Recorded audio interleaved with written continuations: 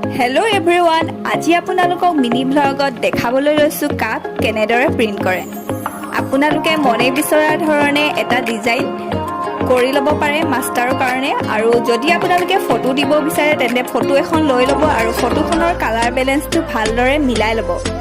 Colour balance মিলোৱাৰ পাছত যদি মাষ্টাৰটো ready হৈ যায়, মাষ্টাৰটো ৰেডি হোৱাৰ পাছত প্ৰিণ্ট কৰি ল'ব। আৰু এয়া আমাৰ মাষ্টাৰ ৰেডি।